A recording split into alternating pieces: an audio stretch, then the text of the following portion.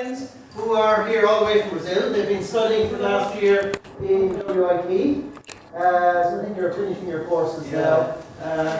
Studying physics and so on. And he was amazed to hear that we had laboratories in our school. So there you go.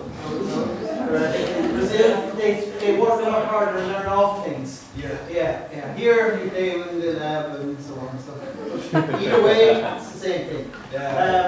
So I think today, Cado wants to try out a astronomy for schools thing he's been working on. So he needed some students to talk to. So who better than transition years and of course second years. And at the end, I'm sure they'll have lots of questions for you. Sure. And you probably have a video or two of the stars and planets. So watch what's going on, read the things at the bottom and listen. So, and if you don't have questions at the end, well then you just have to listen to me again. So, okay, let me let you go. Well, I get the lights, yeah. It's a pleasure to be here this morning.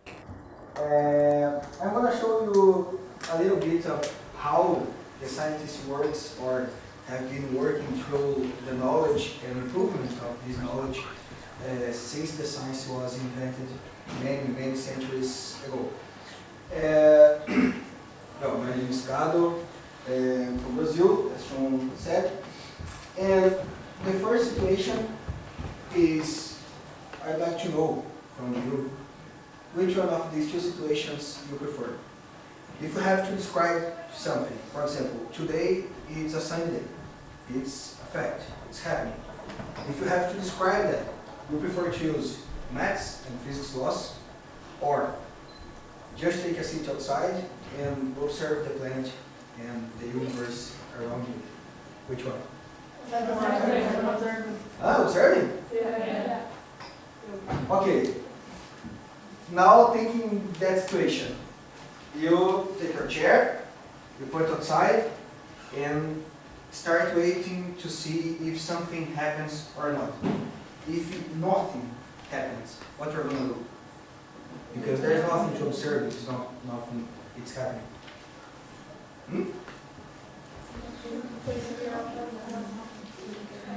Don't be shy. Talk to me. Any ideas? Well, maybe. But how are we going to use maths and physics to express something if nothing is happening? You are observing nothing. You have a good point. So we have to invent new equipments to see far away in the big things, or the microscope to see the small things. But the principle, when the science was invented before Christ, there was no telescope, there was no technology, there was just, how can I say, variation instruments like trees, the sun, the moon, very bad instruments to precise something. So the best answer here is maybe use both to create something or a hypothesis or idea. But anyway, the ancient Greeks. We have to thank these guys because they started thinking and asking the main questions that some of them we already have a good answer, and some of them we are still looking for. So Socrates and Aristotle, two of the main philosophers in that period, they started asking why we are here, how do we live, where we're going, where we came from, that kind of questions. And for many years, the science started improving, was being created by these guys, and we have a lot of theories about many things. Some of them are still working, some of them are already gone because we had the technology to prove they were wrong in their thinking. The first century, for many years nothing had happened, and in the first century this guy, Claudius Ptolemy, also a Greek guy, he proposed the first mathematical and geometrical model for the universe. He said, as Aristotle said before, the Earth should be the center of the universe, with the planets, the sun, and the stars turning around. Like onion with concentric spheres. So when you cut an onion in half, you see many layers and all circular layers. That was the first example of the universe, which we know is completely wrong. But there was a problem in the history. The wars, when the biggest empires in the world came down. So here I have a picture of Rome, the Forum. As you know, or I assume you know, if you don't, just tell me.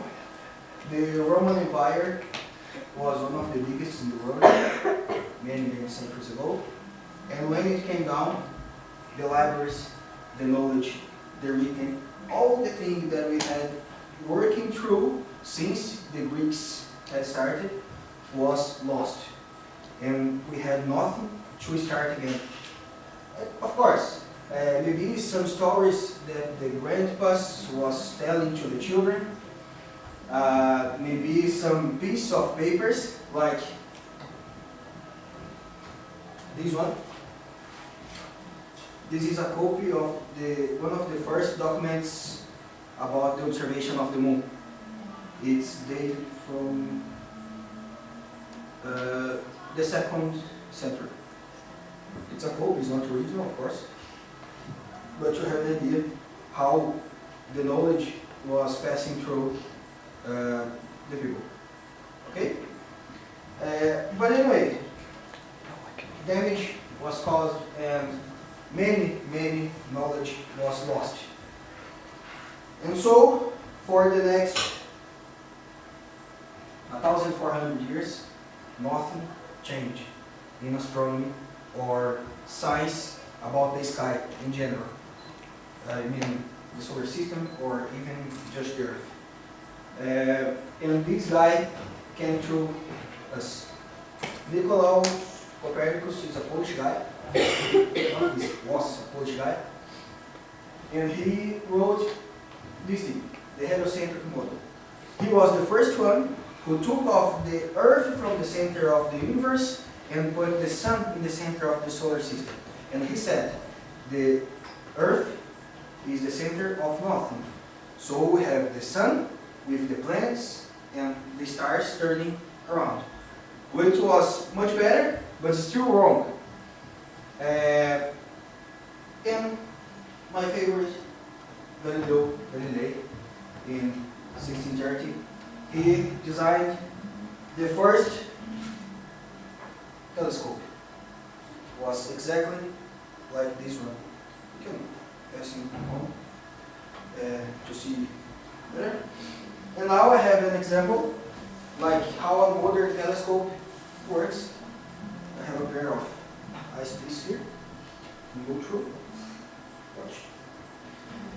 If you combine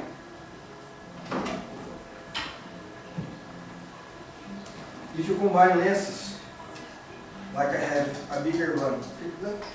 Actually, let me take it off.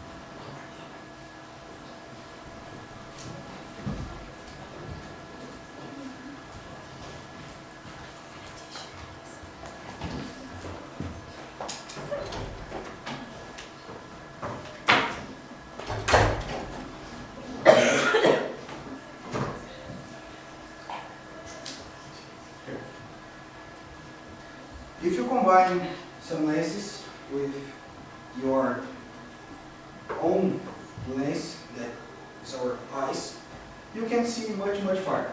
And when Galileo designed and created the first telescope, he could see much far away than the rest of the guys had done before him. And now we know so much about the universe and about the solar system, about the Earth, about the life in general, and how the things happens around us, just using this instrument, the telescope. We have many, many, many of them around the Earth. Small ones, big ones, and also very, very big ones, giant ones, that is orbiting the Earth outside. I'm going to show you. So the telescope, here I have 3 examples of telescope. As you see, the design can be different, but it works like the same way. And this is the most famous telescope in the Earth, the Hubble telescope, which is orbiting us outside. And some pictures that we cannot take from here, he does for us outside. So I have to thank him for all the most, and I have this book here. I'm going to show you later for those of you who are interested.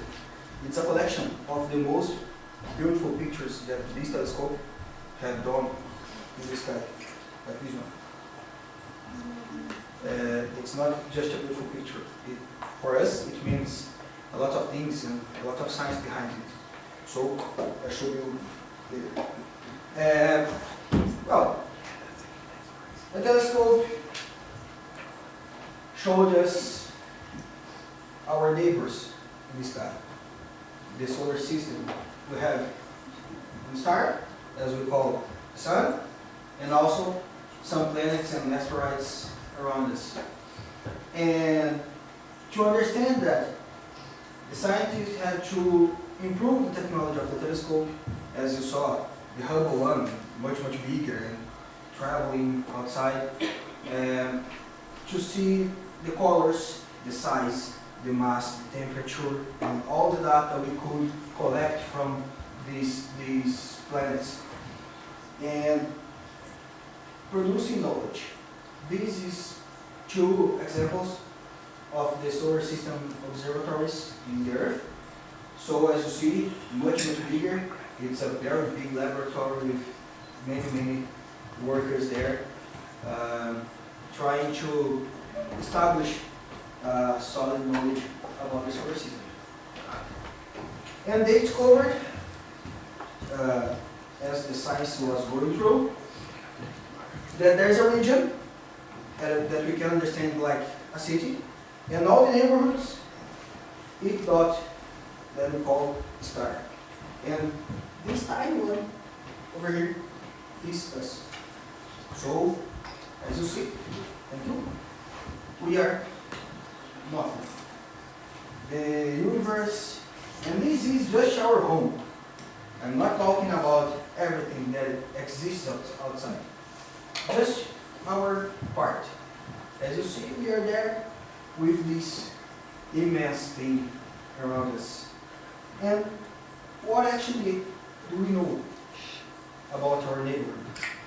Well, the science was produced, the science is still going on, and what we do